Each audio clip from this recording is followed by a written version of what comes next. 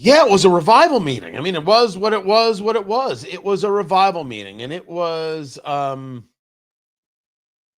unbelievably well done and unbelievably impactful. The memorial to Charlie Kirk, there are stories to tell. There is a conversation to be had. We're going to get to all of it. I'm Tony Katz. The show is Tony Katz Today. Every day about this time, this right here. Look at that. That's the Oliva. That's the Melania Maduro torpedo. That's what I'm smoking today. Smoke them if you got them. I'm glad you're here. Follow me on the Twitter X, Tony Katz, Facebook, Tony Katz Radio, Instagram, Tony Katz. I forget about that. Let's start the show.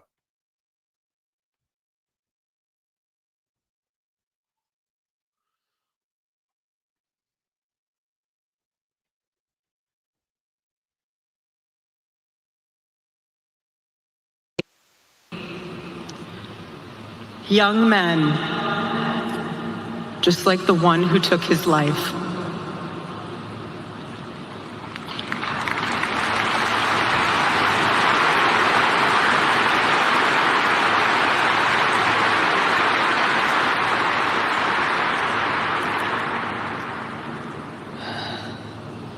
That young man. On the cross, our Savior said,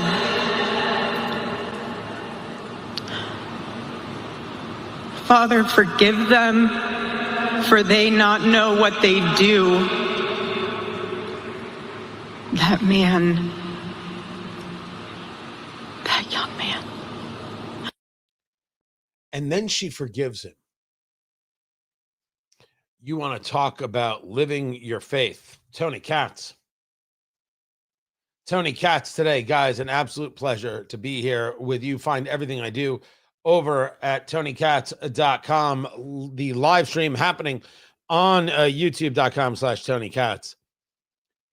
It was a revival meeting, even more than it was a memorial. And I'm not saying that as a negative. I'm not saying that I thought it was a bad thing. I'm not saying that I thought it was improper, because anything I would think to that is inconsequential. This is clearly what they wanted, whether that be the Kirk family, whether that be Turning Point USA, however you want to describe it. This is what they wanted to show. They wanted to share in this absolute faith. But forgiveness is a hard one. A hard one to take in, a hard one to comprehend. And she did exactly that. I forgive him.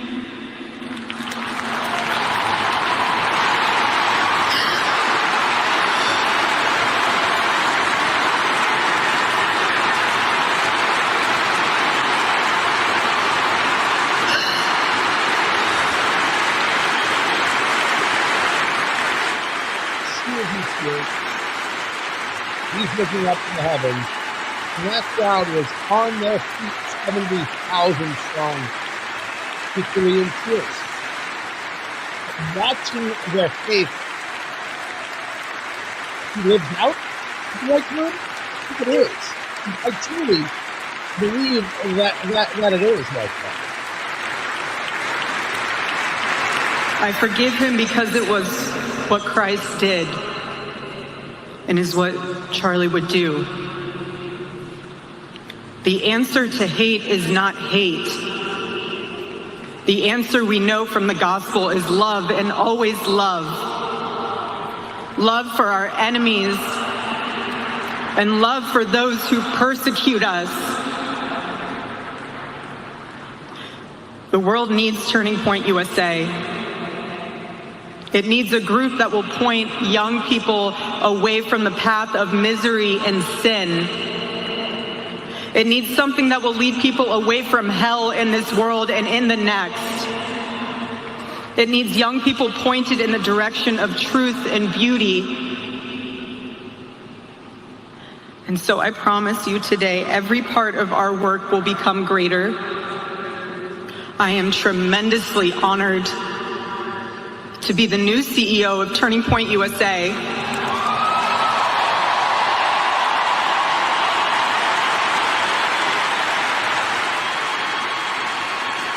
I don't know what the succession plan ever was. I would assume one existed, and I assume that this could very well have been it. But it is clear it's what these people want. Charlie and I were united in purpose. His passion was my passion, and now his mission is my mission. This organization is about to explode, as we have seen tens of thousands. I think there are over 20,000 now, maybe more at this stage of the game, and I missed it. Applications for chapters from high schools and colleges. Allow me to engage two thoughts here. One that I put out on the social media, because of course, if you didn't say it on social media, it's not real.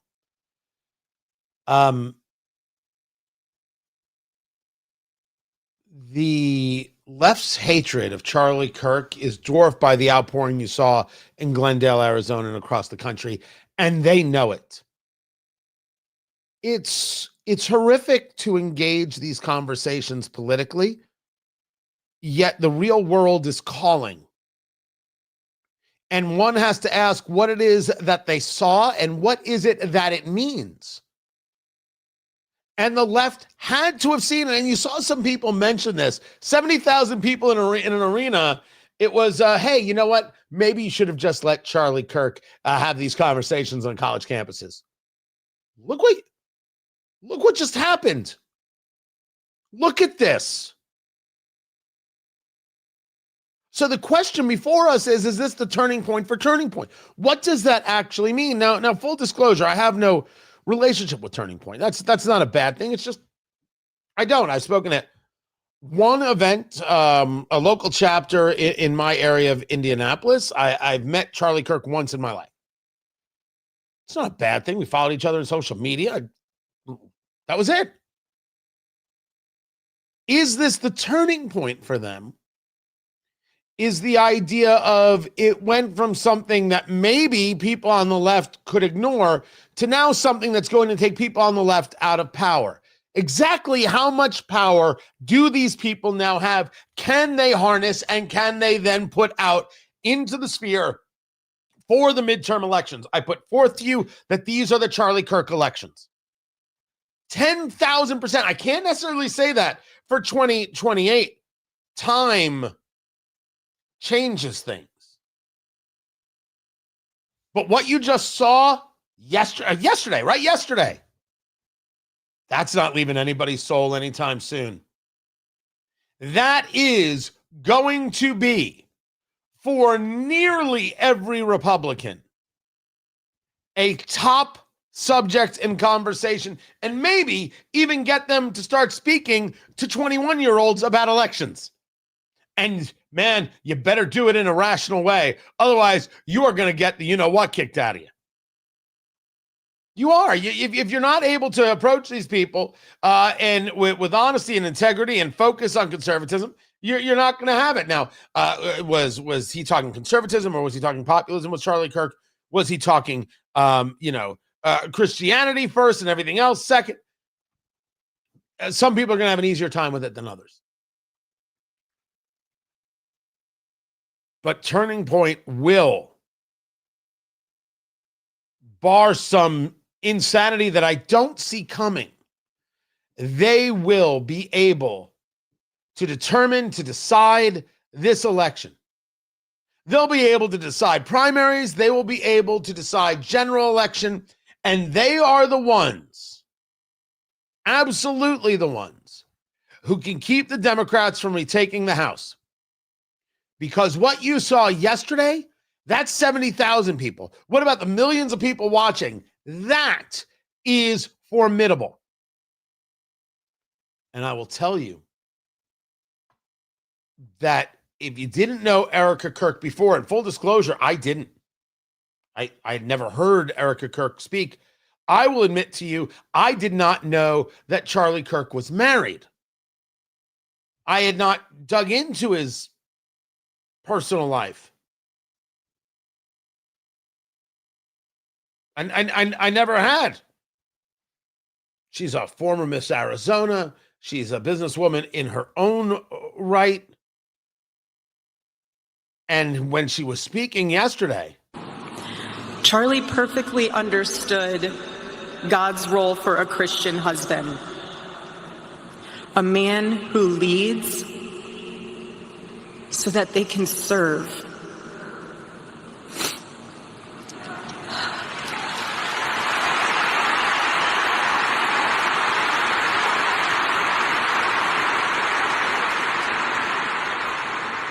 To all the men watching around the world, accept Charlie's challenge and embrace true manhood. Be strong and courageous for your families. Love your wives and lead them. Love your children and protect them. Be the spiritual head of your home. But please be a leader worth following. Your wife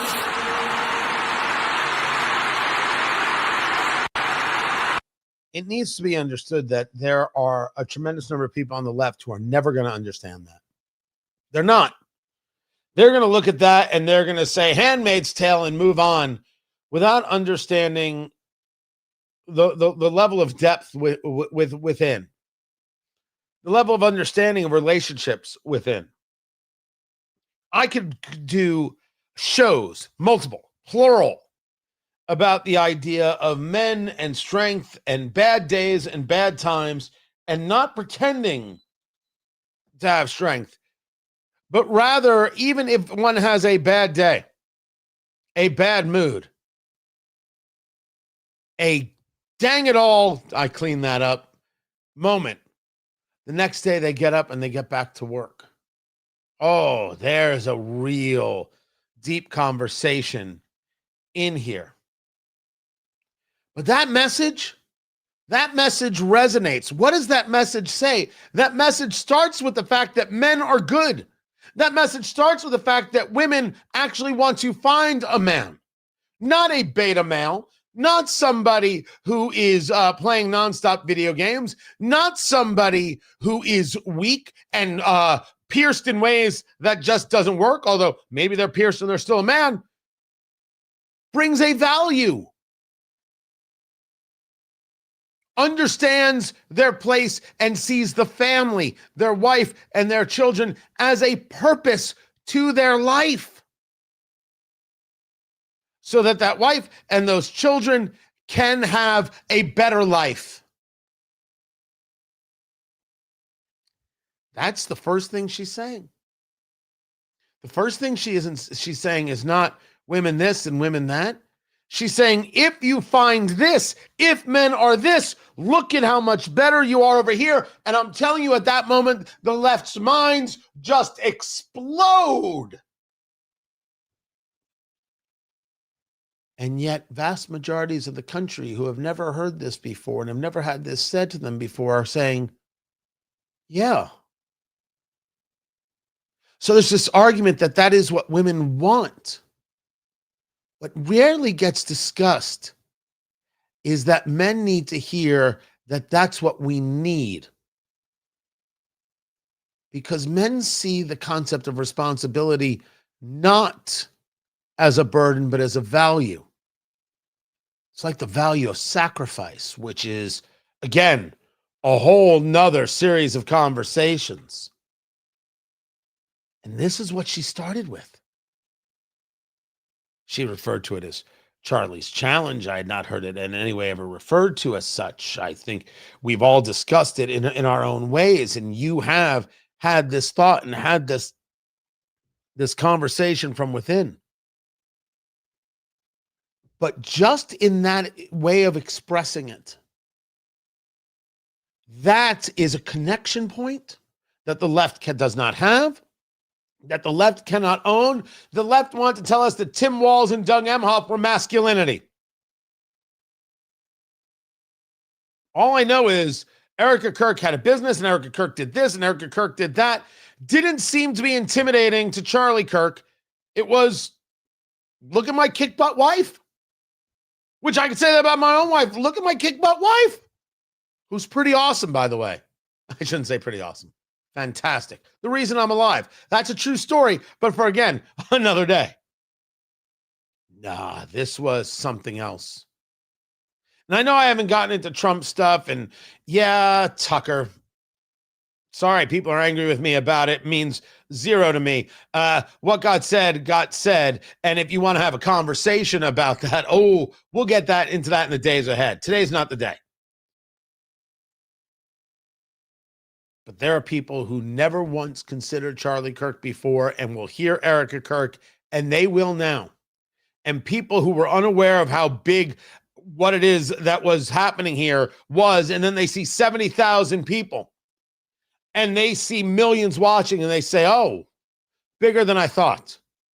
And then there's the American left that has to realize that taking back the House is now in question.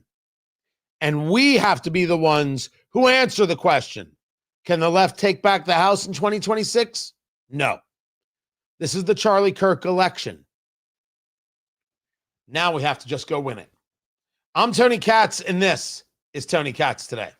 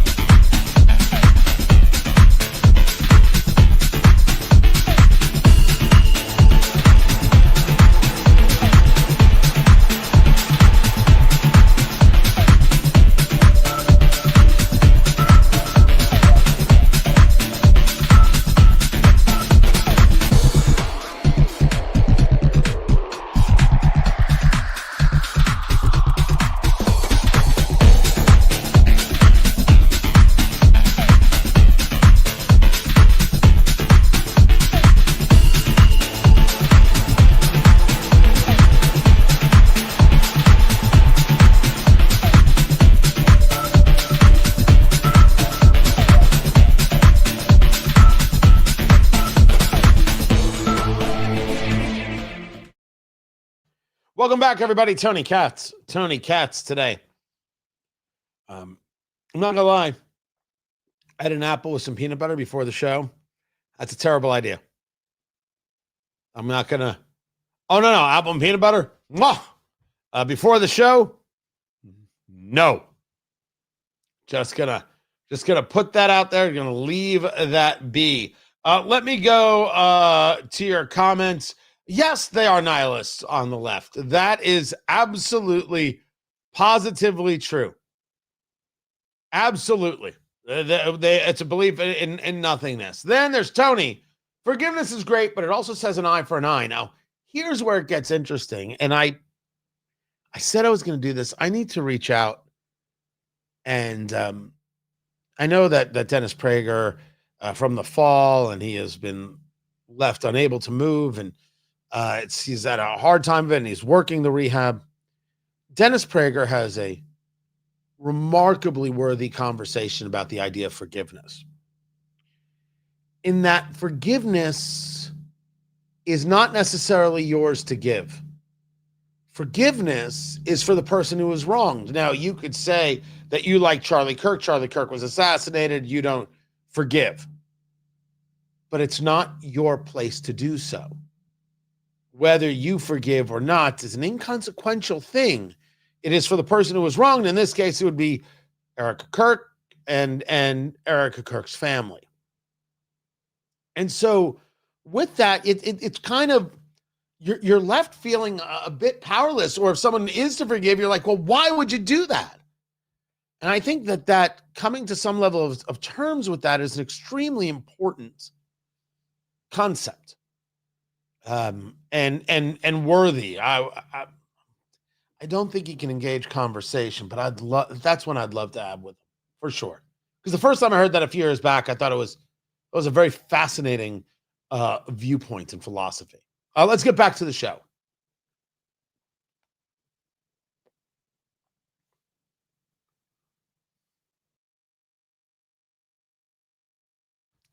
President Trump set to speak at the United Nations tomorrow. And that has a bit to do with the news that the despicable nations of the United Kingdom, of Canada, of France, they have decided that they will recognize Palestine as a state. Tony Katz today, good to be with you. And they ignorantly believe that this is somehow going to bring about a great level of peace. You see, if you recognize Palestine as a state, as a nation, what you do is you force them into doing better. In Australia, today, I'm pleased to be here with Minister Wong to announce that effective today, Sunday, the 21st of September 2025, the Commonwealth of Australia recognises the state of Palestine. We have had in Australia a long-term position on a bipartisan basis of two states. One of those states is, of course, Israel. The other, of course, is Palestine. Too bad the Palestinians aren't of that mind, because when they were offered their own land in 1948, they said no and started a war and have been engaged in wars ever since. That's just history. How can I help you? Those are just the facts. And Macron, the president of France, who I still don't think has a prime minister. What an absolute mess the country is right now, believes that the recognizing of this Palestinian state is going to lead to a peace, because they won't have any excuses anymore. It's a very, very odd take. It's a very Neville Chamberlain kind of take to say something this absolutely daft. The recognition of a Palestinian state is the best way to isolate Hamas. By the way, Hamas welcomed your decision. They said it's a great move forward. By pure cynicism. But I don't want to let them the monopoly of such a request, because this is not true. What they want is to destroy you. But if we consider that the Palestinian state will always have the objective to destroy Israel, how do you want to build a sustainable future? You heard what he said? If your plan is only to destroy Israel, how can you have a sustainable future? What has ever shown you that Hamas wants a sustainable future? You just rewarded a terrorist organization after murdering 1,200 Israelis and keeping hostages for almost 3 years. You rewarded them. Why wouldn't they do that again? I'm Tony Katz. And that, kids, is the story. You rewarded terrorists, and they think they've done some good. Neville Chamberlain has never been more proud. These disgusting, immoral, amoral people. Now, I will get into the conversation about Tucker Carlson at the memorial and this nonsense about a couple guys eating hummus saying, let's kill Jesus, right? Killing of Charlie Kirk reminds me of my favorite story There's this guy who's speaking truth, and of course, the people don't like that. Some people don't like that in power because the truth is being told about them, and so they're trying to figure out what to do. Just a couple guys sitting around eating hummus, and they decide, I know, let's kill him. That's the story he told. That's how he said it. And I'll play it for you. It's not going to be today. And I said that I said it on social media. First of all, I don't know why they invited Tucker Carlson. And secondly, he just went with the Jews killed Jesus line. Now, we want to get into the historical, nay, the biblical, and those who had an issue and the working with the Romans and the convincing the Romans, etc. You're more than welcome to do such a thing. I'm not going to tell anybody no. The problem is that it's a sophist's argument to what actually got said. What got said was the Jews killed Jesus, as if somehow everybody who's Jewish today is guilty. And see how it relates to Charlie? Huh? I swear to you, Candace Owens could have written it. Oh, no. Don't worry. This is all going to be the conversation. You know this is coming. You know they've already done this. The people want to say, well, Charlie Kirk was assassinated, and it has to do with Mossad, and it has to do with Israel, and this, and that, and the other, and he was changing his position on Israel. That's what Candace Owens says. And, of course, people are like, no, they didn't talk. No, he was distancing himself from Candace Owens. No.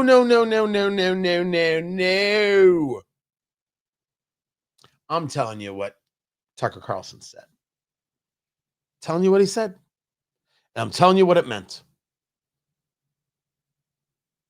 And the people who have been like yelling at me on social media, first of all, yelling at me on social media, whatever. They're engaged in the sophist argument, refusing to accept what is. Who are you to decide who got invited? Tucker was his friend. I have no idea who's friends and who isn't. And if you tell me they were friends, okay. I'll believe you. I would have no reason not to. Doesn't excuse what he said. Doesn't excuse that he took an event that was incredibly well done. And other things Tucker said were just fine. And he made it ugly. He did this. Don't ask me not to notice. Don't ask rational people not to notice. And dear gosh, can we please not excuse it? Which I've seen from friends. I've seen people I know, like, and trust. Good people, smart people, excusing it. No. Me, no. Other people could do what they will. Back to the show in 30 seconds. And I bring it up here because it got brought up. I put it out there on the Twitter X at Tony Katz, and I share it with you. I don't lie about anything. We'll agree, we'll disagree, we'll get back to it. All's good.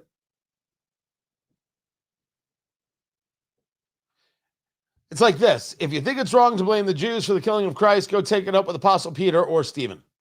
I'm not going to take it up with anybody. I'm arguing, first of all, a little more historical or biblical accuracy would be great. And then following that up with, that's not the point of why he said it. Gosh. But people are so desperate to say, look at me. Look how smart. Look how I got back at you. I think it's awkward.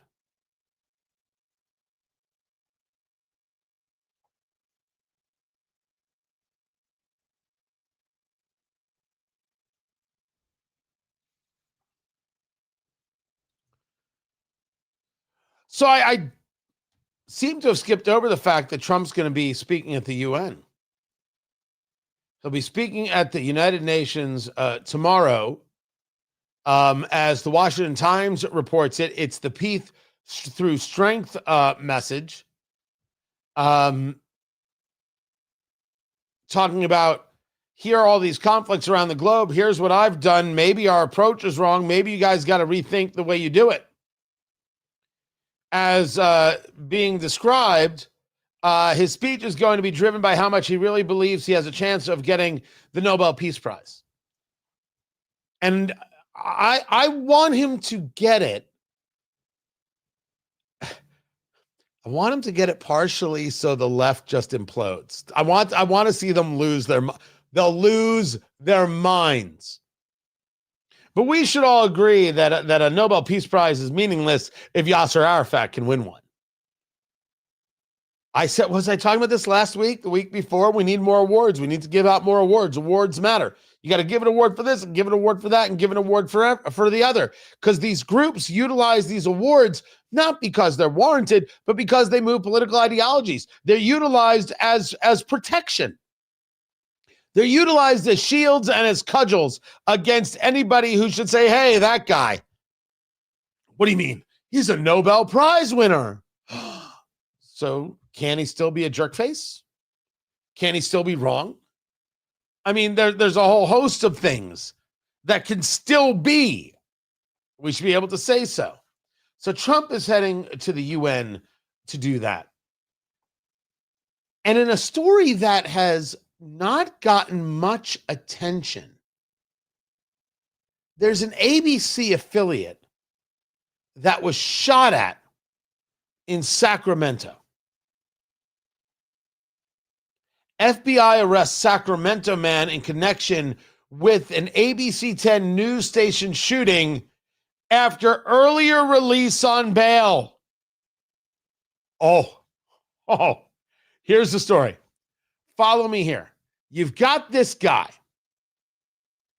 And this guy, you know what? I'm going to let the reporter from KCRA 3 tell you the story. Aaron Heft with the reporting. A 64-year-old man named Hannibal Hernandez Santana has been arrested as the suspect in the shooting that led to an investigation here at ABC 10 in Sacramento along Broadway. And as the sun has risen this morning, you can see for yourself plywood over one of the windows in the lobby there. Now, earlier in the day on Friday, police were called here in response to shots fired from outside the ABC 10's building. No one was injured despite the building being occupied at the time.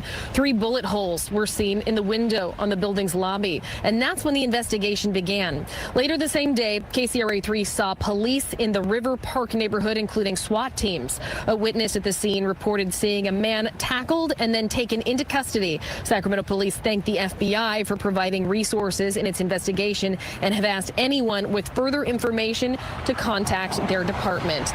A 64-year-old man. 64-year-old shoots at the local ABC affiliate, gets arrested, then posts bail and is released. That's insane. So they had to go out and rearrest him. Now the question is, for what reason is he shooting at the ABC affiliate? And you're right, in today's world, it could have just been anything. Just somebody who'd like to hear the sound, blap, blap, blap. I don't know. That's my sound. That's how I do gunshots. It's Nick Kroll show. It's Nick Kroll. Could be that. Or it could be that it's ABC that dropped to Jimmy Kimmel and somebody was angry about it. To the Jimmy Kimmel story, we go now to the New York Post. So as we left it last week, Kimmel was off the air. Kimmel lied about who assassinated Charlie Kirk. He lied. The political left tried to gaslight and say, well, I've gone over the tape and he didn't say anything wrong. Of course he did. He lied. And we all know it. And they are frauds and liars, desperate to get you to somehow think differently, to go against what you know to be true. They're desperate to manipulate you. He said what he said. He referred to the assassin as some kind of one of them, a MAGA guy. No part of that is true. None.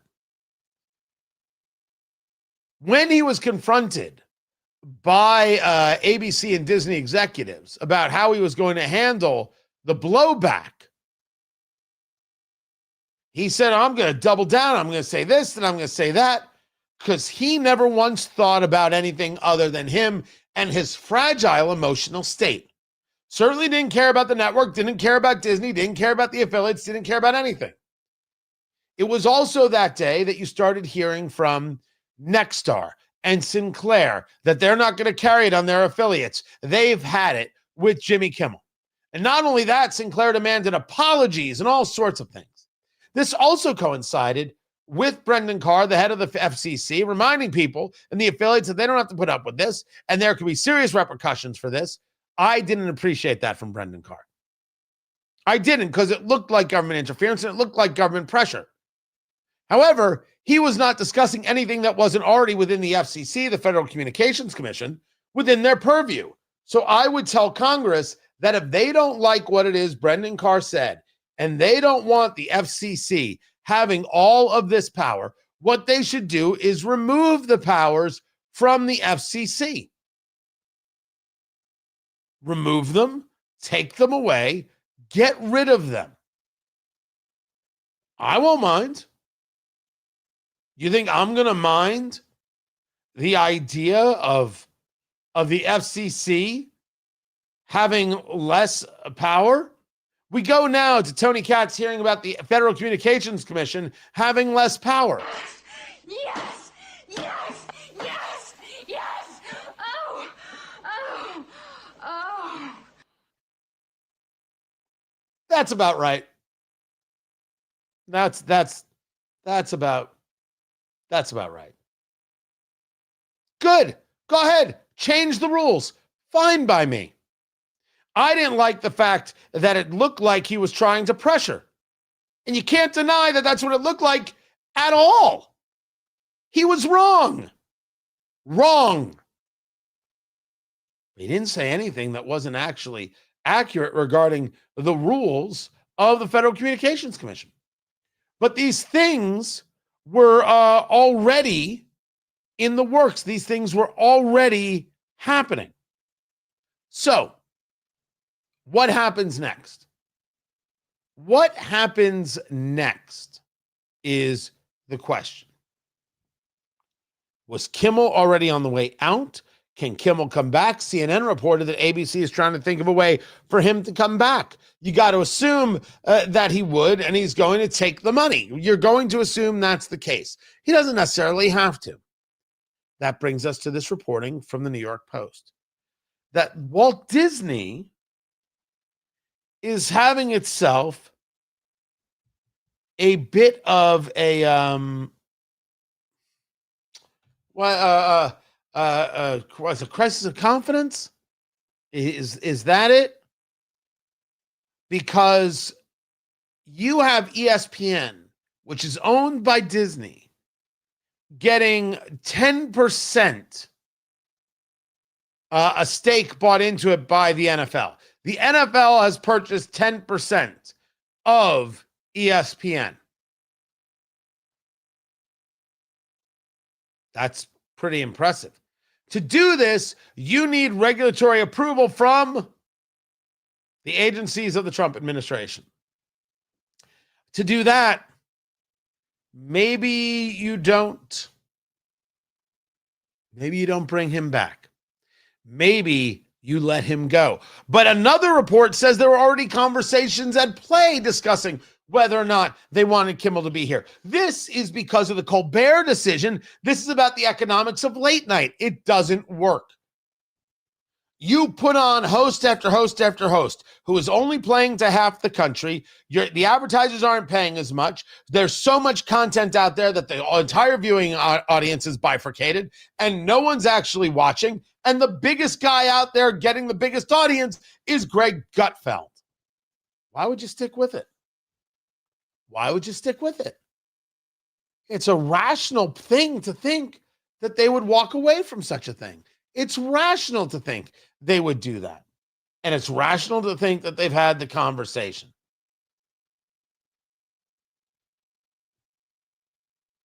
Absolutely every day of the week and twice on Sundays.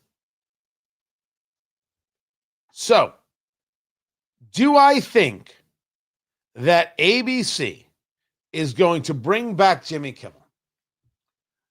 I actually would think yes. I would think that that is their first and foremost want and desire, because they absolutely, at least those within the network apparatus, are all about their progressivism. It's what matters most. You take a look at the celebrities. They're condemning the Kimmel suspension. Bryan Cranston and Adam Scott and Florence Pugh and Pedro Pascal and Jennifer Aniston, Meryl Streep, Jason Bateman. There's De Niro. There's Jane Fonda, Selena Gomez. Goes on and on. So what? So what that you condemn it? What power do you have? What possible power do you have? You're not going to go on another late night show? Okay, don't go on the other late night show.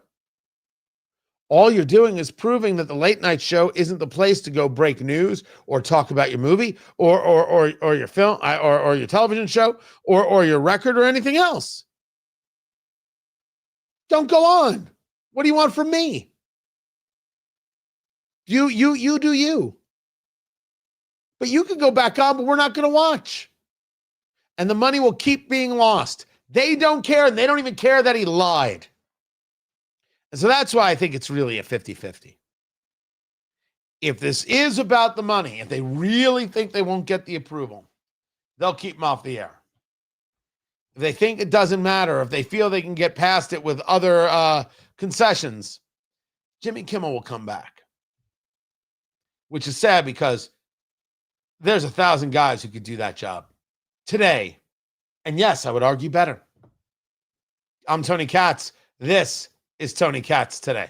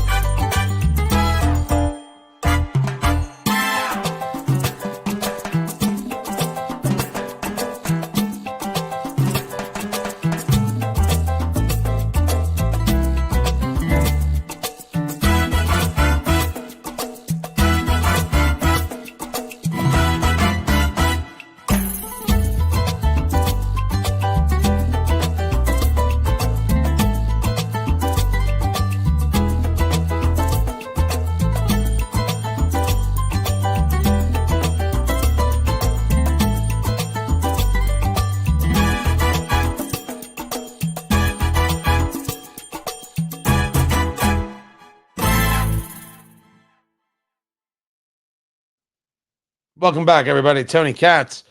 Tony Katz Today. Man. Social media's just doing its thing today. Thank goodness it's not real. You are. And I appreciate you being here. You've got questions. I've got answers. I go to the comments right here.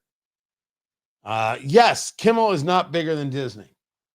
The real question here is, what is Disney? What moves and what motivates? That's the question, isn't it? And if they're moved and motivated by something other than the opportunity to create opportunities, if they're moved and motivated by saying we need to have this and this particular person because it satisfies these certain group of people who are now the actors in our films. That's another part of this to get into. It's true. They don't have to go on the show, right? You know, you don't have to have the show. You don't want to go on the show. And because Kimmel's not there, well, then don't. You advertise your product somewhere else. But now, will they say no to working with Disney? Which, of course, I don't think they will. Do you want to risk it?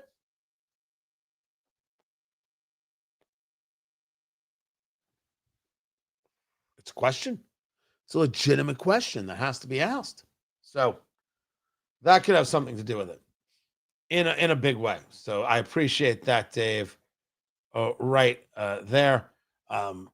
Good seeing everybody in the chat. Good seeing everybody watching the show as we continue to build this out and grow this thing.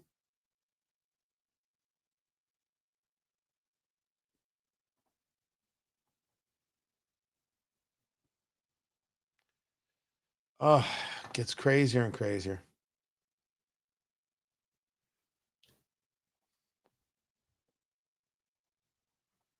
Let me respond to this right here. Excellent. Meanwhile, the cigar continues. We've got the White House press briefing. That is scheduled for 1 o'clock. That has not been moved yet. I think it's going to be a doozy. There's a lot. There is a lot going on there. I will bring that to you. Meanwhile, President Trump on Air Force One coming back from Arizona. He also mentioned the Pam Bondi stuff. I'll get to the Pam Bondi stuff. Very, very interesting.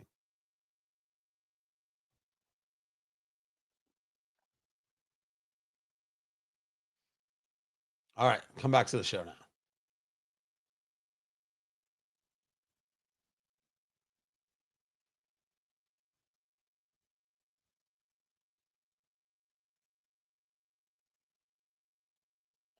White House press briefing scheduled to start a little bit after the top of the hour, so I will bring that to you, as much of it as I can. Tony Katz today. President Trump, he was on Air Force One coming back from the Kirk Memorial in Arizona. I did his show before I ran for politics. I did his show many times, and he was never one of the top people. Do you remember during the Academy Awards when he read my truth just before giving out the Best Picture Award? And I said, and what he read was that he's the worst host in the history of the Academy Awards. Look, Jimmy Kimmel suffers from two things. First of all, he said a terrible thing about Charlie. But he also suffers from the fact that he's got no talent and he's got no ratings. A deadly combination. Well, I don't think we should use the term deadly right now, sir. But certainly is not a combination for longevity. On that, we can agree. And then he got into what's going on in Memphis. When's the National Guard going to be arriving in Memphis? He said they'd be coming soon. Yeah, very soon. And we're going to straighten that up, just like we straightened out Washington. And we're not letting Washington go, by the way. We're not letting. If we didn't go there, Washington right now would be leading the nation in crime. I mean, D.C. leading the nation in crime. And we have it down. I mean, it is a beautiful thing. And every person I meet is saying, thank you, sir. They don't care whether it's a National Guard. They don't care what it is. They're not being raped, mugged, shot. Washington, D.C. is now a very safe city. I keep saying it's crazed that leftist mayors aren't in favor of this. Say, Mr. President, we will take the research, we'll take the help here, here, and here. We don't need that. Just these things. You know what Trump would say? Great. Look at that smart Democrat right there. Oh, sure, the progressives would be super angry, but everybody else would vote for him. A lot of this is about breaking from the progressive insanity. There was, I saw it first, Megyn Kelly had posted it, that there is an organization that is LGB breaking away from the T. It's something called LGB International. Lesbian, gay, and bisexual people are declaring our independence. And they're declaring it from the T, which we've been discussing here for years. LGBT is not about people. It's a political organization led by the most radical of radicals, the people who think that people can change their gender and that it's okay to chemically abuse children and mutilate them. Gay people standing up against that, beautiful. I'm Tony Katz. So they should. Fantastic. Important. Thrilled to see it. The more the merrier. The more the merrier. You need to get away from the trans insanity, and you need to say, listen, we ain't down with this. Just living our lives. Just cool as it is. Not interested in the political. Just don't want to get attacked in the street. We solved that. Let's move on. That's correct. Drop the T as fast as you can. So we are in commercial break for the radio show. So we're in break here. When we come back, we have got the White House briefing that is scheduled. That is scheduled for 1 o'clock, and it is still on for 1 o'clock, and I will bring that to you. As that happens, we will have it right here. I will share with you every bit of it. We will comment on it, do the whole thing. I think between the UN trip, I think between the memorial, I think between some of the things the Democrats have savagely voted on to not allow to be discussed, there's a lot. There is a tremendous amount. So hang loose, keep it here, smoke them if you got them, and we'll be back.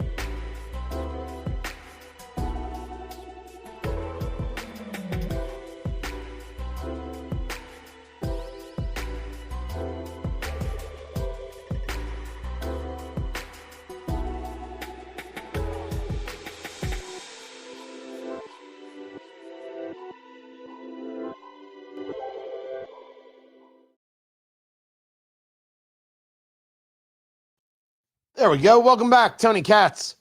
Tony Katz today. Good to be with you. Good to be here.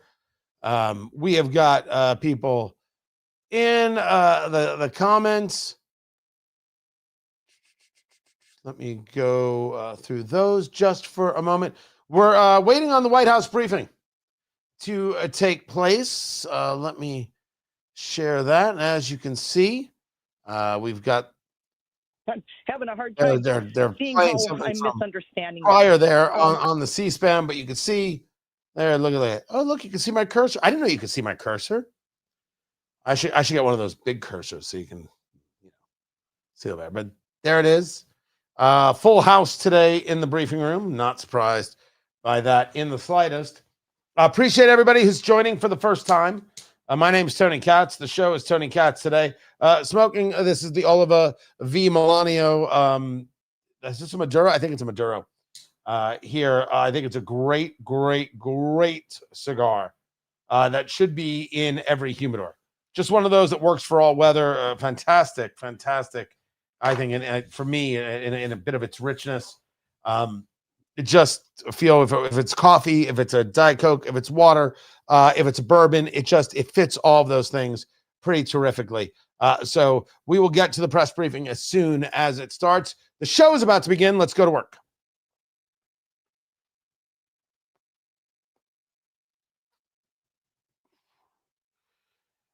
Gearing up for the White House press briefing. I'm assuming there is going to be a lot to get to. Tony Katz today. Good to be with you. I wonder if one of the things that they'll get to is a man walking into a wedding in New Hampshire, screaming "Free Palestine" and shooting at guests, killing one. He had no connection to it whatsoever. When NBC first reported the story, as Charles C.W. Cook noted, 20 paragraphs, not one mention of somebody screaming "Free Palestine." Not one mention. Only in the subsequent did they actually say what happened. 20 paragraphs of a story, and you don't discuss the why. These are the same people who want to tell you, we don't have a motive in the assassination of Charlie Kirk. We don't know what motivated him.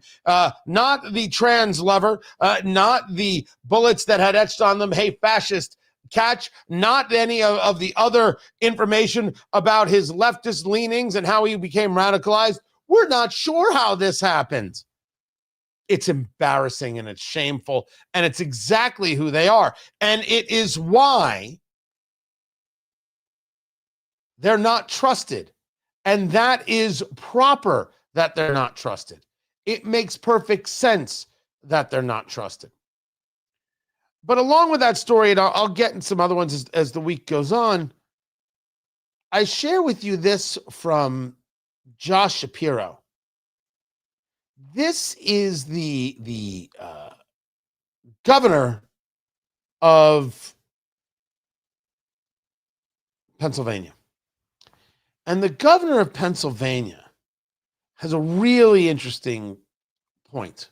The headline there from the New York Post was, Josh Shapiro says Kamala Harris will have to answer for never raising concerns on Biden's health. Let me take this in a different way. Kamala Harris, through this book that she has written called 107 Days, so desperate to get a bit of profit going, because nobody's interested in Kamala Harris, like no one's interested in Joe Biden. We heard that he can't get the speaking gigs. Nobody's interested in Kamala Harris. So she writes this book, 107 Days, because that was the total length of the time she had to run for office. And it's of course drivel. But I didn't pick Pete Buttigieg, who I wanted as my vice presidential nominee, because he was too gay for America. I'm sorry, what? No. It's that he was gay and America couldn't handle a gay man and a woman of color. Holy cow. Why would you say that? Why would you believe that? What is wrong with you? For everything I think about Pete Buttigieg, it's a great number of things, and none of them are good. He didn't deserve that. That's insane. Oh, I didn't pick Josh Shapiro because he was too ambitious. I picked Tim Walz because he was dumber than me. That's truly how it went down. What Shapiro is stating is that Harris is going to have to answer for not publicly raising concerns about Biden's fitness to do the job. She was in the room and never said anything publicly. Absolutely true. But Shapiro understands what he's doing because he is not dumb. This extends to the entirety of the cabinet, every single one of them. It extends to all of them. None of them admitted what was going on. None of them told us about Joe Biden's true condition. None of them said to America, we care so much more about the country than we do about a party. That guy ain't running the country. There's a cabal running the country, and we have to do something about that. That's the way it should have gone. That's the way it should have been. And it wasn't, because these Democrats were interested in power and not interested about the country. They hated Trump so much. Stop that. They hated you so much. They were willing to lie. Just like they told Democrats, we don't care about your votes. 14 million votes for Joe Biden. Just wipe that all aside. Kamala Harris is your candidate. Now, have a nice day. And they didn't even want Kamala Harris, but Biden screwed them over and they had to do what they had to do. Of course, Kamala Harris knew. And of course, Kamala Harris stayed silent. And if she did, so did Karine Jean-Pierre. So did every member of the cabinet. And this is Josh Shapiro blowing it up, saying you have to answer for it. Yep. If you want to talk about parties in disarray, that is your party in disarray. The White House press briefing is going to start in a few minutes. We'll take the break now so I can bring it to you as fully as possible. Keep it here. I'm Tony Katz. This is Tony Katz Today. All right. So Meredith McGraw is answering some questions for the people at CNN. It hasn't started yet, but I wanted to. There we go. We are on. Everyone. Happy Monday. Good to see all of you here. I want to start with a preview of President Trump's very busy schedule for the week. Later this afternoon, the president will be making a major announcement focused on the childhood autism epidemic, alongside his top health advisors who are working to make America healthy again. This will be a powerful display of how the entire Trump administration is committed to addressing root causes of chronic conditions and diseases, embracing full transparency in government, and championing gold standard science. Tonight, the president will depart to New York City ahead of the 80th session of the United Nations General Assembly. He will be joined in New York City by the First Lady. Tomorrow morning, President Trump will deliver a major speech touting the renewal of American strength around the world, his historic accomplishments in just 8 months, including the ending of 7 global wars and conflicts. The president will also touch upon how globalist institutions have significantly decayed the world order, and he will articulate his straightforward and constructive vision for the world.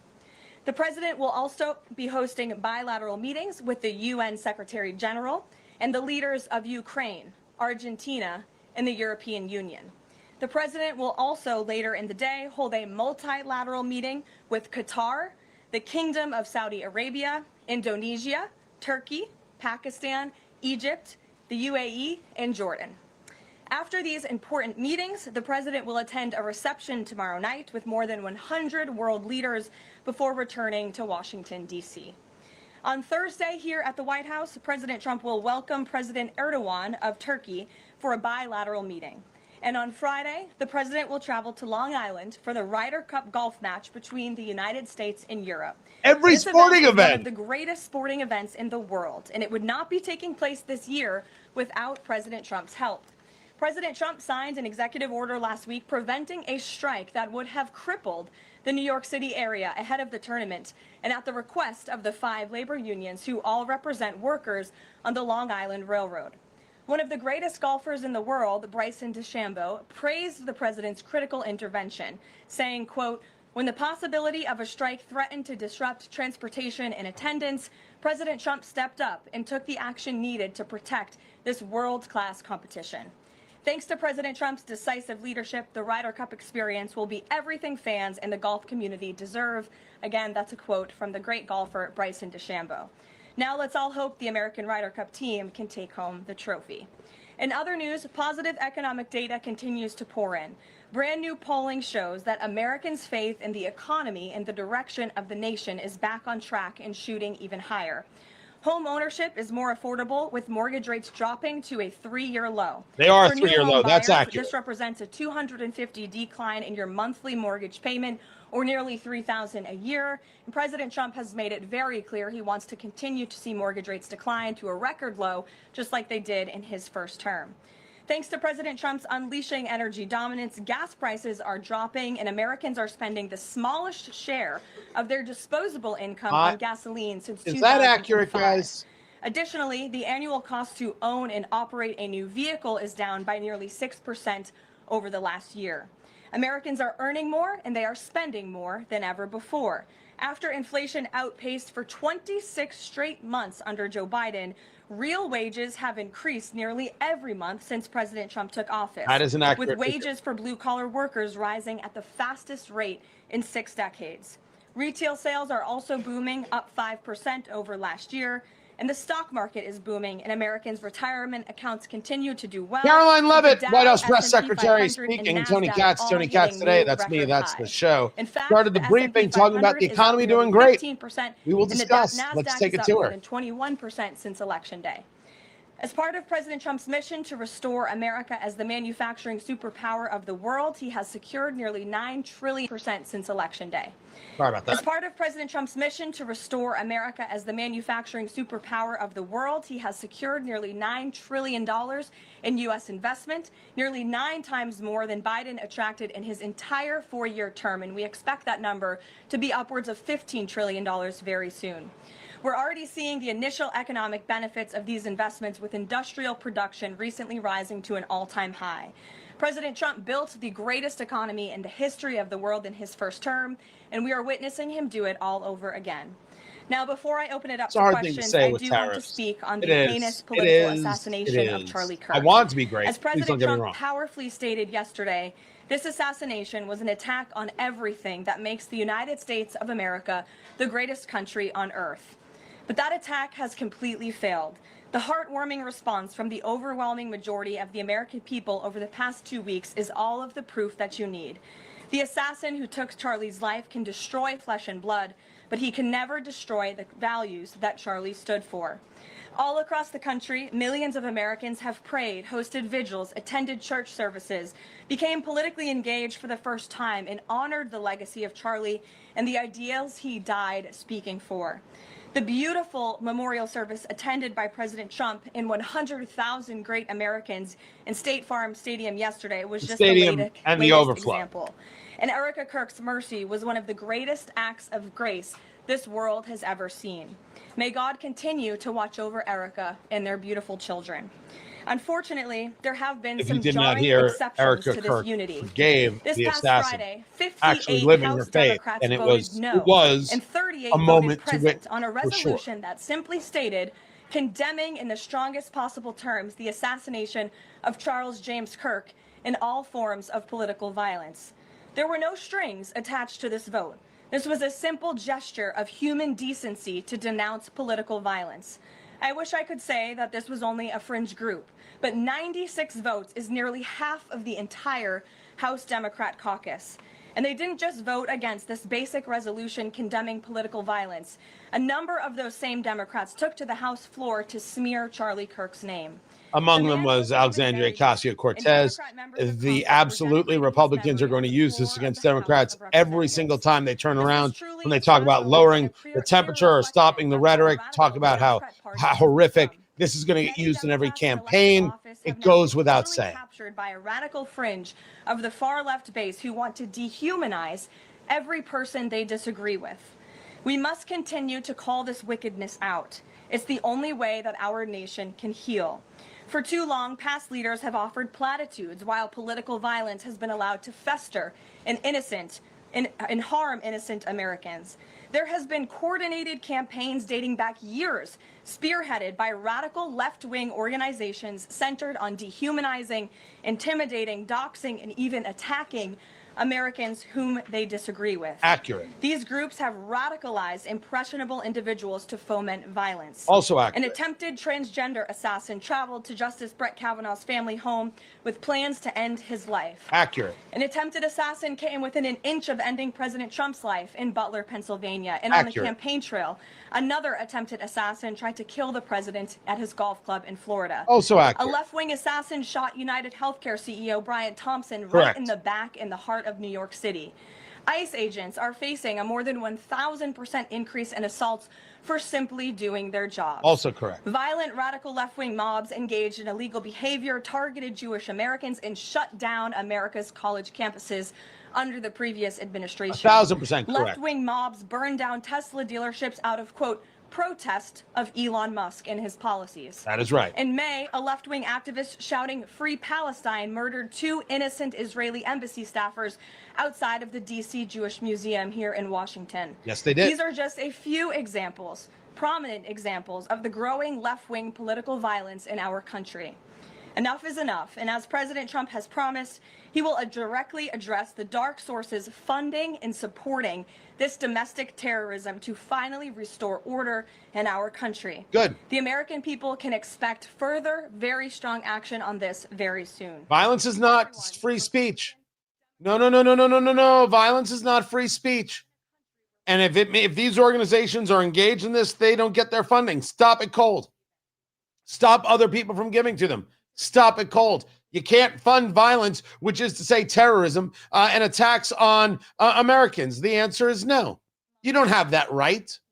Let's not be silly people. Love this from Karoline Leavitt.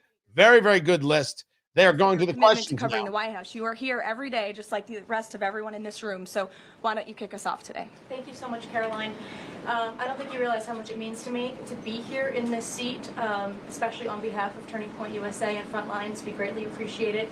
We also greatly appreciate the outpouring of support and just the really kind words that we heard yesterday at the memorial service. That means more to us than I don't think anybody ever knows.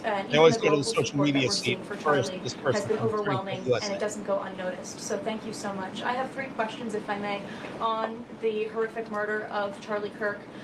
Government and local officials said that Antifa inscriptions were engraved in these bullet casings that killed Charlie Kirk. It appears to be a trend, especially after what we saw in the Annunciation Church shooting, Catholic Church shooting. Additionally, Stephen Miller recently commented on the rise in this kind of violence, saying there is a domestic terrorist movement growing in this country. The president is designating Antifa as a domestic terrorist organization. I'm wondering, what is the approach to holding these people accountable, just to ensure that violence like this just is eradicated moving forward? Sure. Well, Antifa is going to be designated a domestic terrorist organization. The president intends to sign that executive order very soon, as soon as it's drafted, as soon as today, later this afternoon.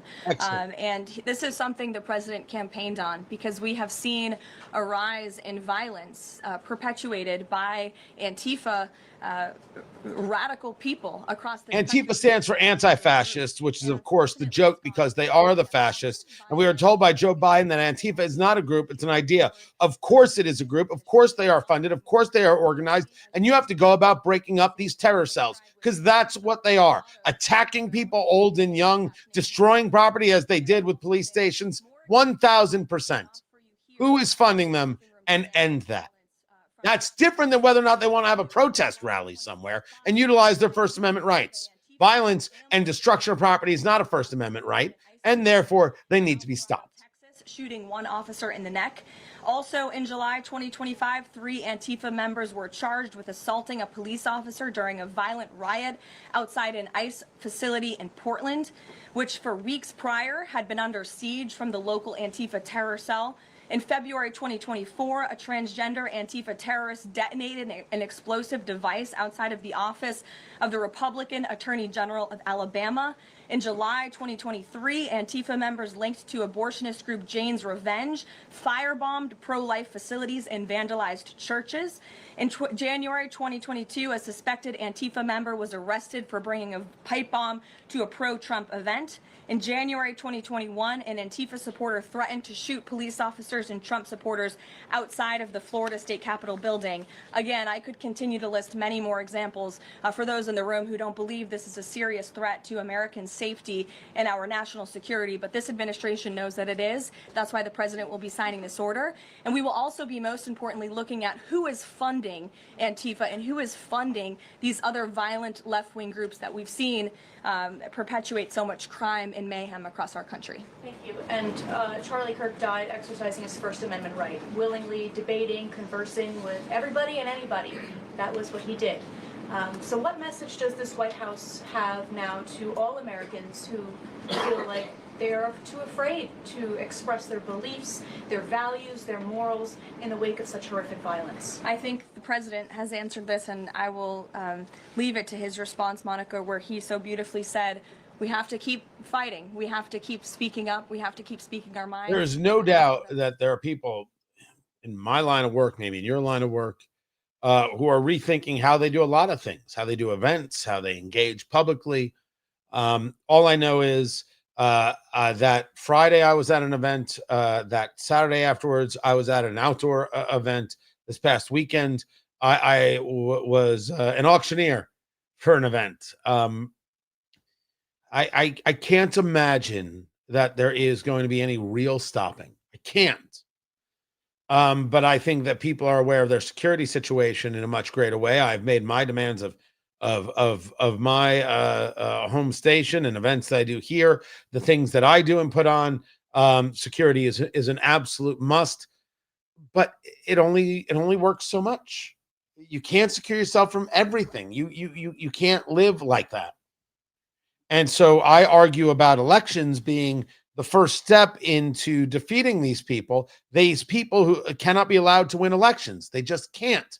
But we'll get more into the security conversation. Back to the press briefing. Have new data that hasn't been published previously showing a possible link between acetaminophen and autism? I know there's been many reports about what this announcement at 4 o'clock will be, Gabe. The president is very excited about this. So I don't want to scoop the president of the United States and our Secretary of Health and Human Services, but what I can assure you is that Robert F. Kennedy and the incredible health team that this president has put together are really viewing things in a much different lens. And they are paying attention to studies and the gold standard of science and research that many in this city for far too long have turned a blind eye to. So I think this is all about the announcement supposed to come from Robert F. Kennedy Jr., Secretary of Health and Human Services, that allegedly shows a link between Tylenol and autism, Tylenol and pregnant women.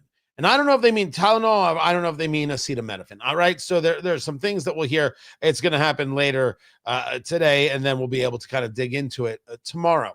This got leaked a couple of weeks ago by Robert F. Kennedy Jr. in a cabinet meeting is where this got discussed. But the anger towards this isn't science. This is pseudoscience. Look what Trump has done to science, because some people got fired off of a board. The idea that the only way you can have science is that the people who are always there, which means they can never die, by the way. When they appoint somebody, it's science. When Trump appoints somebody, it's pseudoscience. This is not normal, not rational. If you want to argue that Robert F. Kennedy Jr. is anti-vaccine, he's already told you he's not. If you want to argue that it's wrong to question the efficacy of the COVID vaccine, that's nuts. Of course you can. And the people who told us they were the science, a la Anthony Fauci, they were always wrong. They were wrong. Horrifically, shamefully wrong.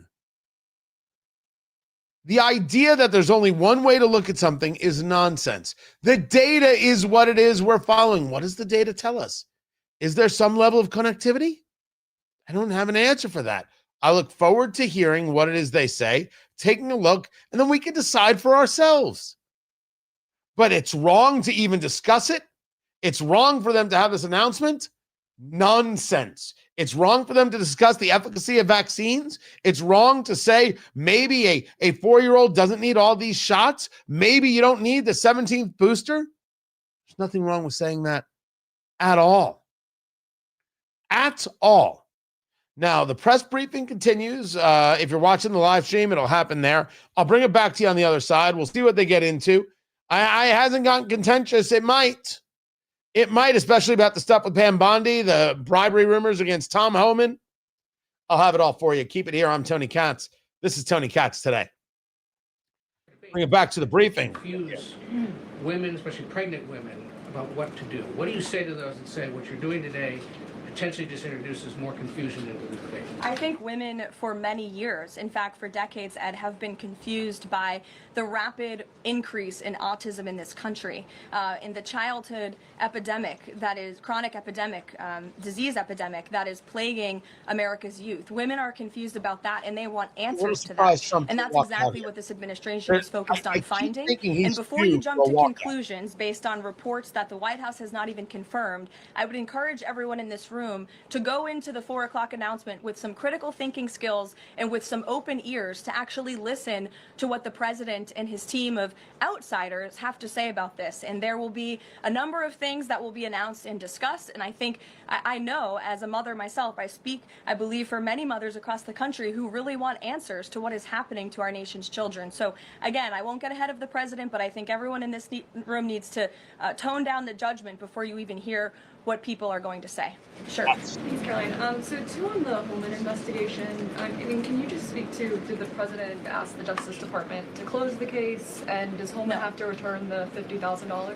Well, Mr. Homan never took the $50,000 that you're referring to, so you should get your facts straight, number one.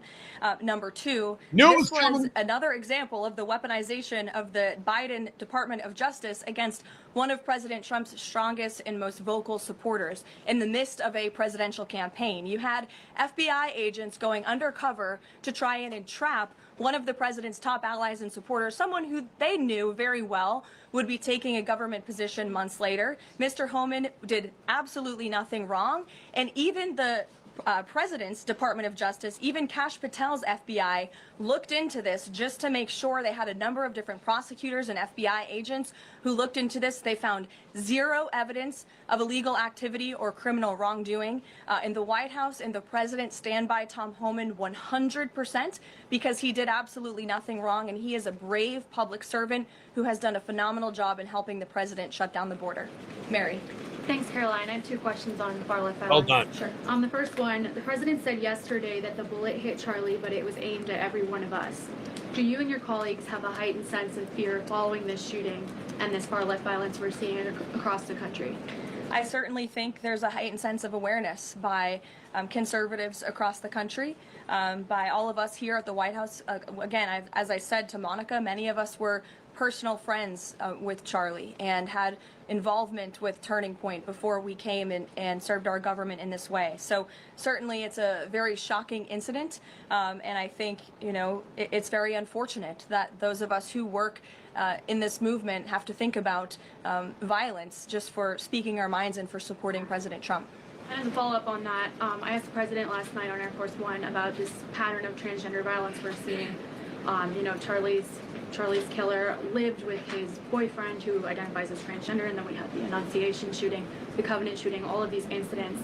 The president said that we're looking into transgender violence. Does that mean the FBI is looking into it? And can you give any more clarity on how the administration is viewing this uptick in specifically transgender violence? It's definitely something worth looking into, and I think anyone who denies that at this point is being willfully ignorant. And the administration is taking it seriously, all causes of violence, and why these people would be driven to such evil and such hatred.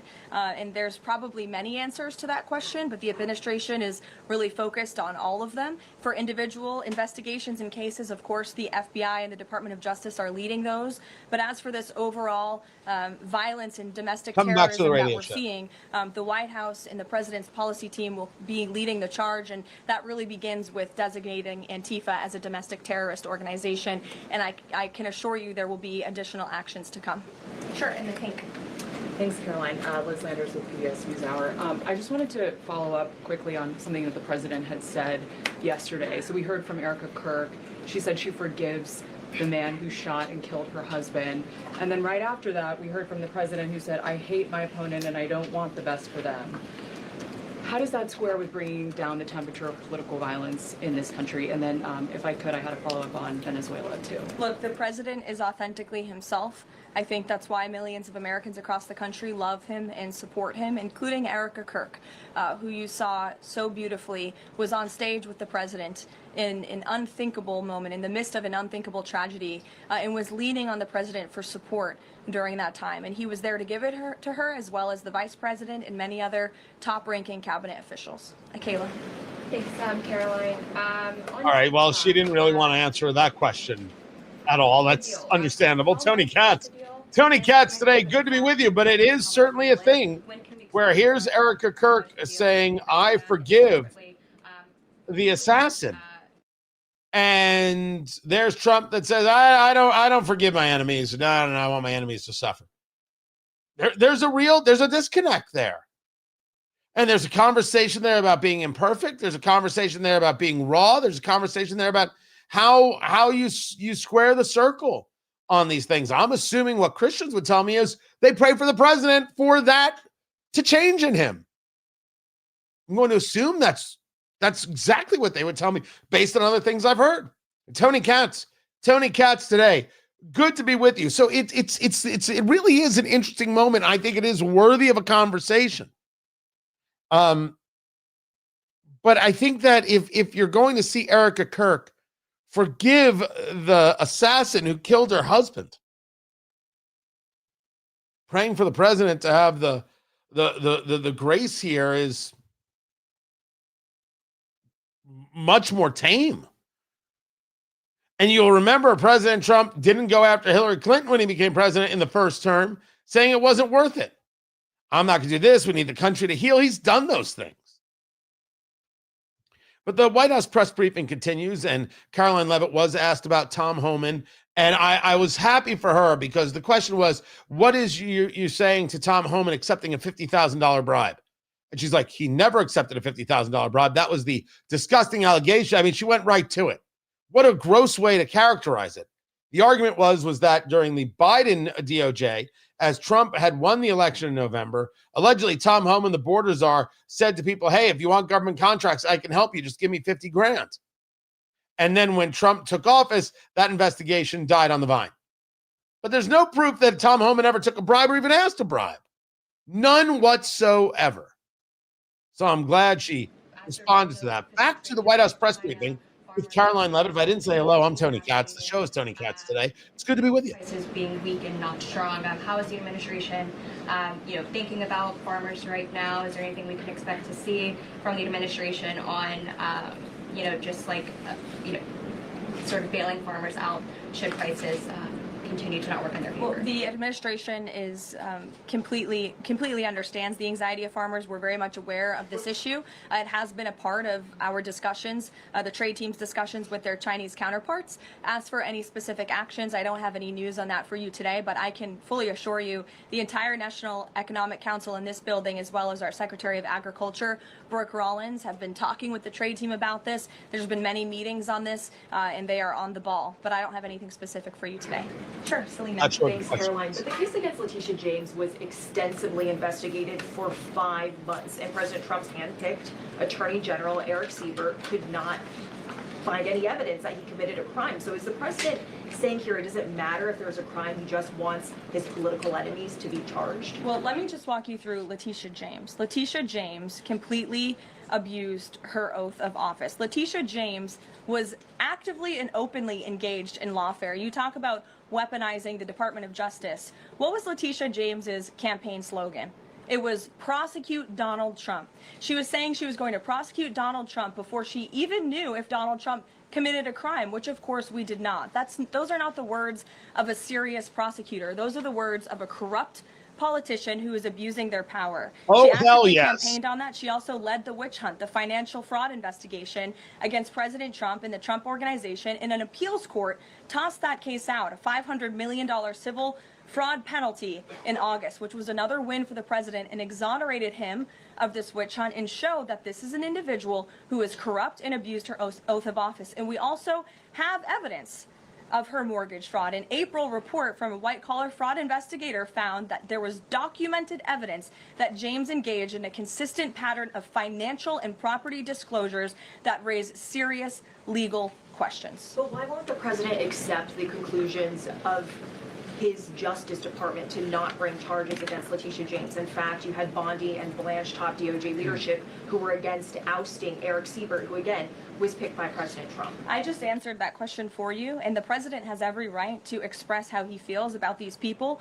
who literally campaigned on trying to put him in jail. They did. Who literally tried to ruin his life and ruin his businesses, and he wants to see accountability for those who abuse their office and abuse And the their people who their did power. that, And Letitia New James Yorkers. absolutely did that, whether you want to admit it or Is not. that not Jeff, retribution, though? Jeff, it's accountability. Thanks, Jeff. Caroline. Two foreign policy She's questions. pretty angry about that one.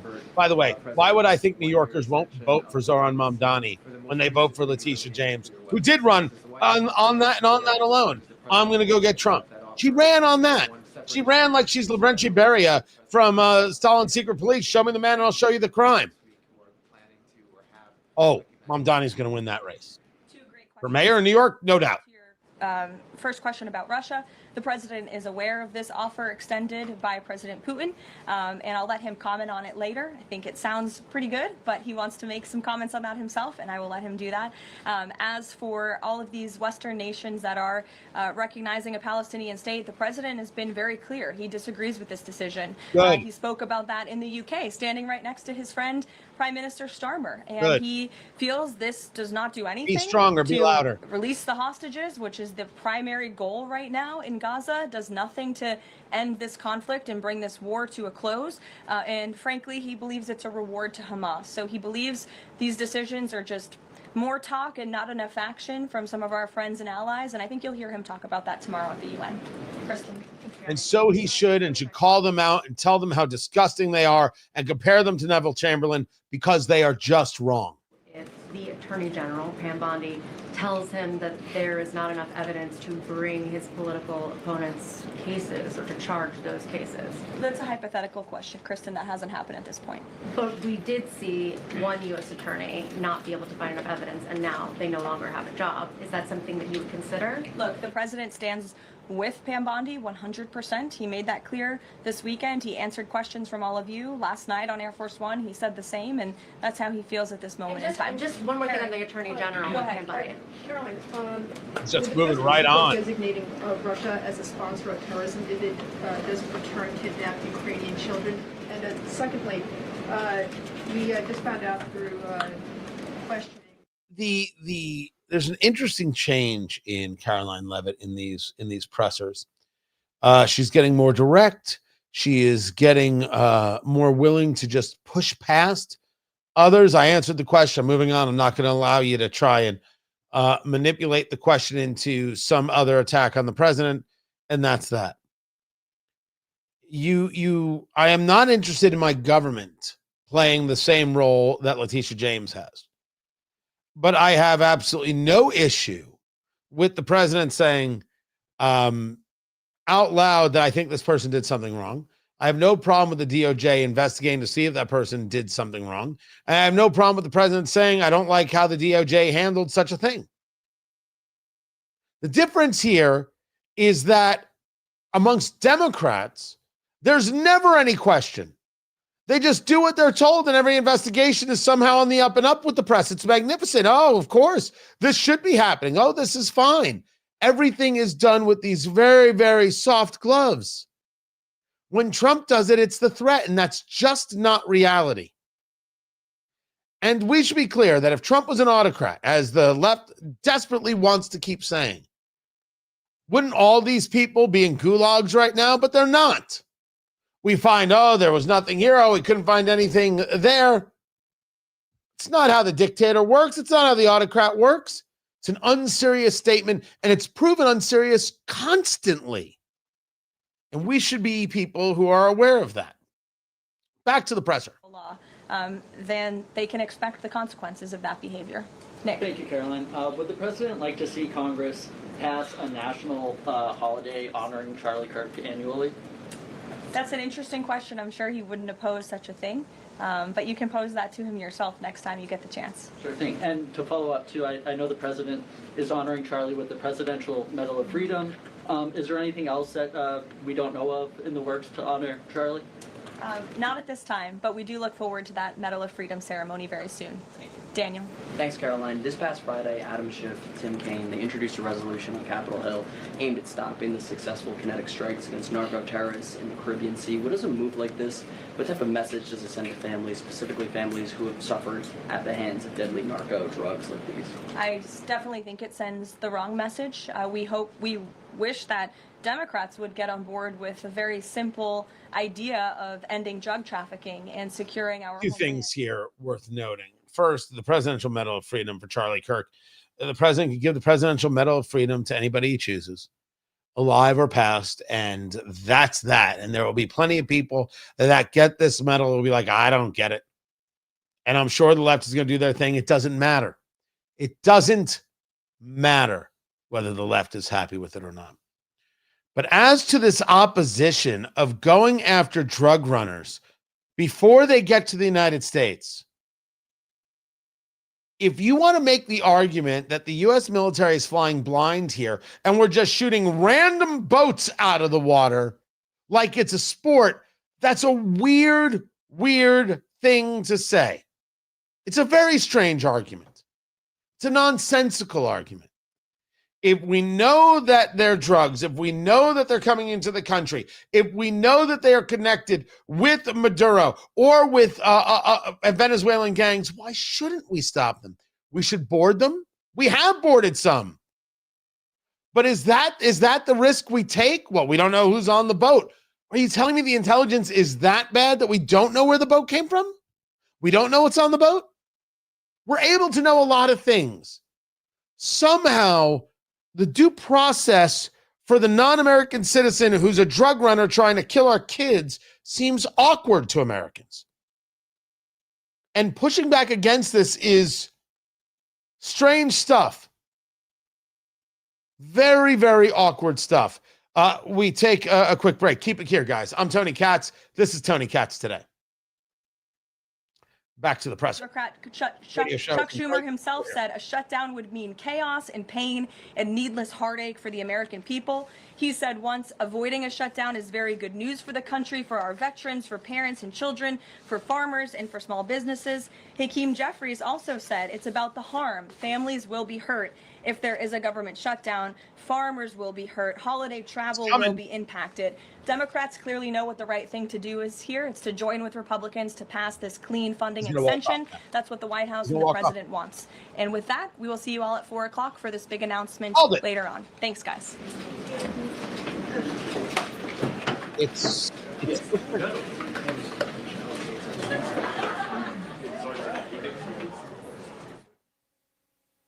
press briefings are different. What I find most interesting, and to a little extent most problematic, is that there's this real lack of back and forth going on. What she has decided is she's not going to answer certain questions. She's not going to follow up with certain things. And then there are places I wholeheartedly agree with her. You have no need to engage with the nonsensical. None, less than none. People who start with a very, very ridiculous question, spurious question, you don't have to follow up with those people. You absolutely do not need to follow up with those people. You don't need to give them a second thought. Some questions, I think, are just questions. And what she does is say, no, I'm done. The job of the press secretary is to tell the story that the president wants told, answer questions that support the president's position and agenda. And that's it. That is it. I wholeheartedly wholeheartedly agree. And there have been some press conferences as of late over the last 2 months where I thought she's out of her mind terrific. She's knocking it out of the park. I think that one of the things that the press has appreciated is a press briefing with somebody who can actually answer a question, not read out of a binder. I think that's really true. I think that the approach as of late, it's like the second press conference where I've heard this, is going to start rubbing them the wrong way. Don't get me wrong. Making the press happy is not necessarily the job. But I think that it's going to look like she won't dig in. She won't answer. She won't go forward. I don't want that for her. Now, this may just be the last couple of pressers, and things will change in other conversations, other commentaries. Very possible. It's just my take on what I've heard here, and I just don't want that. I don't want that for her. She's been doing an unbelievably good job, and I want to see that happen. Take a couple more of the questions. The pushback, I think, is good for you and good for the White House because it further exposes some of the madness of the questions, and maybe some of the questions just get into a little more nuance, and that's okay. Not every question is built on pure evil, mind you. This is the Rudin record. That is the chronograph. There it is. From Flederman Von Riest. Comes in a series of colors. I happen to love this green-brown combination. You can get yours at vonriest.com. Use promo code CATS and get your discount. Von Riest, assembled right here in Indiana. Go to vonriest.com. Use promo code CATS. Get your discount. Do that immediately, if not sooner. Spectacular timepieces. You will absolutely love. This is the automatic chronograph. They now have a quartz chronograph, all racing inspired. Unbelievable. I've got one of those as well. Of course I do. Don't be ridiculous. vonriest.com. Use promo code CATS and get your discount. Coming back to the radio show, guys. Glad you're here. 15 seconds. We can do that.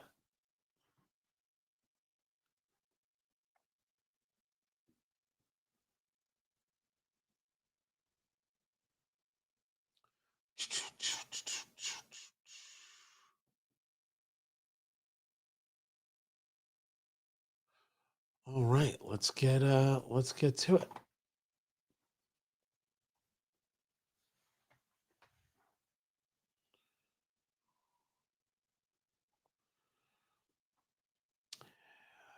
You got to absolutely love it when the data's in your favor.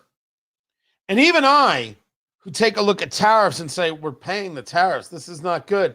Even I, who say the inflation is not gone, even though the rate is down a quarter point, and they're already indicating that they may do another 3/4 of a point before the year is out. Maybe it'll only be another half point. We'll see. Tony Katz today. You heard Karoline Leavitt discuss that America is seeing things go better. But as Harry Enton over at CNN explains, and he's very, very good at the numbers, the economy is the thing that's doing the better the least in the eyes of the American people. And I think that this is an accurate assessment. What do you think? Yeah, what are we seeing? Donald Trump being underwater, Democrats saying, oh, this guarantees us we're going to fly high in the midterms. Let me tell you, this guarantees you nothing, because at this particular point, the Democrats are the New Orleans Saints of political parties. What are we talking about? Trust the Dems. First of all, that's just brutal. He didn't even do Cleveland Browns. New Orleans Saints. Damn. Secondly, he's going to go through it, but I'll share it with you real quick. If you take a look at where the Republicans are ahead when it comes to the economy, immigration, and crime. They're up 22%, 22 points on the crime subject, 13 points on the immigration subject, and 7 on the economy. So it really does prove a point that Karoline Leavitt is right, and I still would argue that I'm accurate, that Americans do see things moving better. I believe they feel it can get better with Trump, certainly better than with Biden, but it ain't there yet. But 13 and 22? Or GOP more on the economy. Who leads on the economy? Republicans by 7. Immigration, Republicans by 13. How about crime, a big issue for Donald Trump and the Republicans? Look at that, lead by 22 points. So the bottom line is this. At this particular point, the ball may be on the ground, but the Democrats have not picked up the ball and running with it. If anything, at this particular point, it's the Republicans who are running with the ball on the top issues, the economy, immigration, and crime. Yep. Because they talk about these things. The story here, and it's the discussion, is that if you were to ask the Democrats what their position is on the economy, they have none. Trump bad.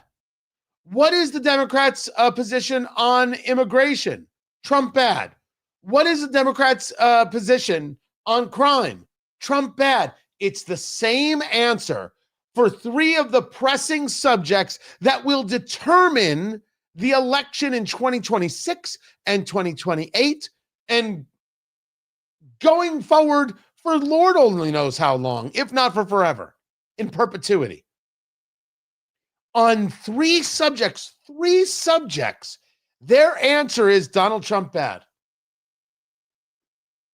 It's like Kamala Harris saying to Sonny Hostin when asked, is there anything you would change? And saying nothing comes to mind. There's no policy, no thought, no theory, no philosophy, no connection to the American people.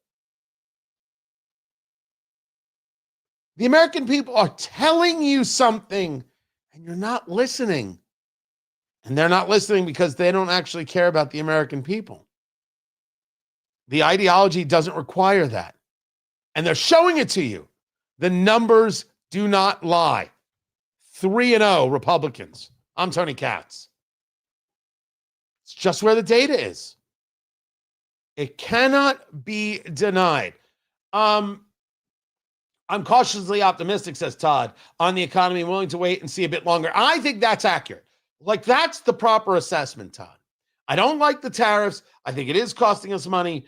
I don't like the madness of it all. I don't like where we still are with the inflation. I don't like the manufacturing numbers at all. I still think people feel better. I still think things are better than under Trump, than under Biden. They're better under Trump than under Biden.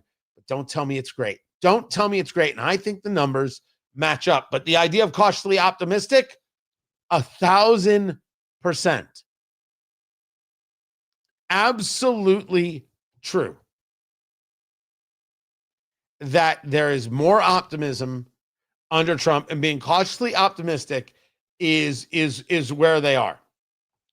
As for my 90s country music shirt, I forgot that I wore this the other day and it was just in rotation. I grabbed it. I think it's a good shirt. As I said, I think it cuts well on the shoulder. I don't know. I think I look dead sexy. Getting my better. That's all I'm saying. I'm not going to apologize. I'm going to apologize because I look good. I'm not going to apologize because I make people walking down the street go, damn! Nope. Not going to apologize at all, Producer Landon. I'm not going to do that in the slightest. Guys, can't thank you enough for being here. Cuban revolutionary. Is that because I'm smoking the cigar? You owe me an apology, kid. Cuban revolutionary. That's some nonsense hooey right there. That is not cool. Not cool at all. I appreciate you guys being here. So tomorrow is the Jewish holiday of Rosh Hashanah. I will be out. I am back on Wednesday. It's the second day of Rosh Hashanah, but I will be working. I will be here. I look forward to it. Kira Davis is in the chair for me tomorrow. So be sure to go to WIBC.com and listen there to the live stream. I appreciate you guys so tremendously. Can't thank you enough. And I will catch you on Wednesday. Be good. Take care.